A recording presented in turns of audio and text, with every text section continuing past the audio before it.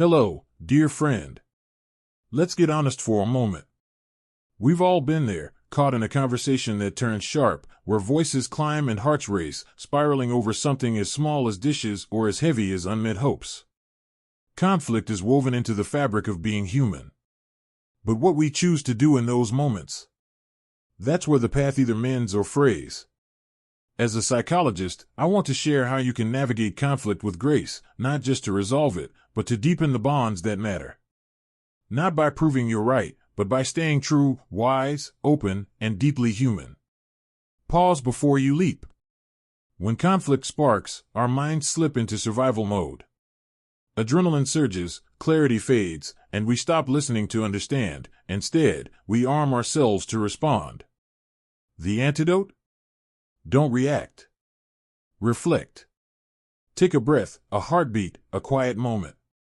Science shows that just a few seconds of deep breathing can calm the storm in your brain, opening a space where empathy can take root. Hear the heart beneath the words. Rarely do we argue about what's spoken. We argue about what's felt.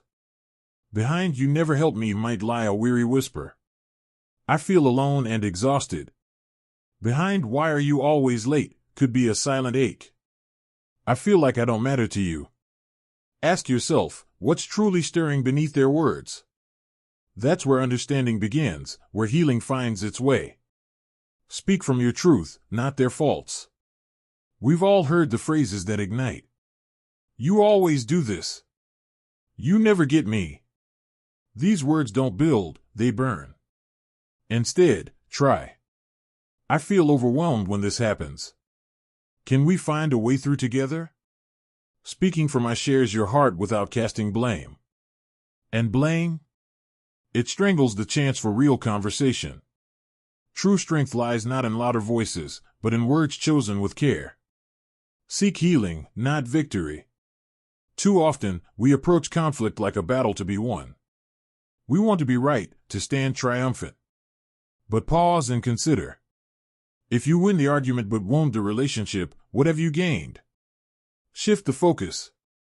How can we, together, make this better? Turn conflict into collaboration, and you've already begun to mend what's broken. End with connection, not just resolution. Don't settle for merely solving the issue. Aim to restore the thread of trust between you. When the tension eases, offer words that rebuild. Thank you for working through this with me. I'm grateful we talked. You mean so much to me. These simple gestures weave back the invisible ties that conflict can strain.